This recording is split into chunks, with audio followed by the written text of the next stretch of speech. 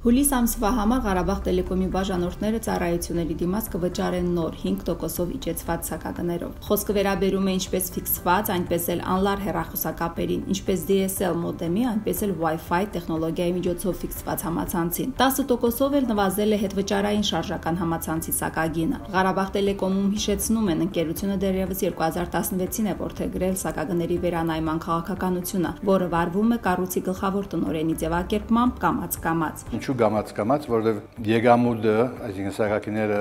իջեցնելու համար պետք է նաև համեմատաբար ծախսերը իջեցնել, որ ընկերության հավասարակշռությունը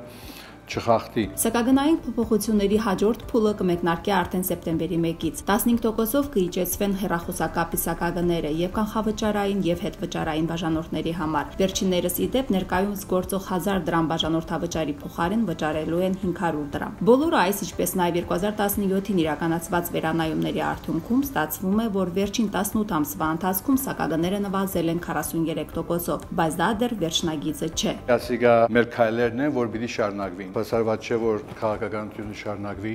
2019-ին։ Կարեկին Օդաբաշյանը հավաստիացնում է, տեղյակ են, որ բնակչության շրջանում դժգոհությունների հիմնականում հենց Հայաստանում գործող սակագների համեմատ բարձր թվերն են եւ համացանցի որակի թերությունները։ Ընկերության պատասխանատուն շտկում է, շատ հաճախ դրանք ոչ թե թերություններ են, այլ բաժանորդների ոչ գրագետ շահագործումը, ոչ ճիշտ սարքավորումների տեղադրում, ոչ համաչափ քանակով օգտվողներ։ Ամենօրյա ռեժիմով ստացվող զանգ բողոքների հետքերի վերլուծությունն է վկայում, բաժանորդները ստանում են պայմանագրով նախատեսված արագությունը։ Ուղղակի հաշվի չեն առնում մի քանի վճռորոշ հանգամանքներ։ Ամենաայցելվող կայքեջերը Facebook-ը, YouTube-ը եւ այլ ամենածանրաբեռնվածներն են աշխարհի բոլոր կետերում, հետեւաբար եւ նրանք համեմատաբար ամենադանդաղ աշխատողներից պիտի լինեն։ Նկատում է տնօրեն Օդաբաշյանը եւ մատնանշում մյուս հանգամանքը։ Շատ հնարավոր է, որ դվյալ արագությունը, որ ինքը պայմանավորված է ստանալ, որի մասին իհարկե վճարում է,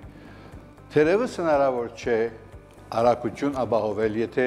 2, 3 կամ 4 կամ 5 ավելի շահագործող լինի։ Եվ ասիկա ամենաշատ փողոցների հիմքն է։ Ուսումնասիրությունները ցույց են տվել, որ այնուամենայնիվ լինում են նաև ինտերնետ կապի խաթարման օբյեկտիվ պատճառներ։ Դրանք եւս դասակարգվում են երկու խմբի՝ կամ հոսանքի տատանումների հետևանքով է լինում, կամ էլ մալուխների վնասման եւ նման խնդիրների հետևանքով։ Առաջիկայում բոլոր այս խնդիրները չեզոքացնելուն եւ հատկապես համացանցի որակը բարելավելուն կուղղվեն մեծ ֆինանսական ռեսուրսներ։ Մոտ 15 միլիոն դոլար կներդրվի համակարգում։ Հատկապես երրորդ սերնդի ծառայության որակի բարելավումը կլինի թիրախում։ Շարժական ինտերնետը սահմանափակ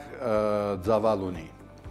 50 մեգաբիտ արագությունից ավել անհնար է այսօրվան ունեցած հնարավորությունը։ Բայց ուրախ եմ ասել, որ այդ հնարավորությունը 50-ը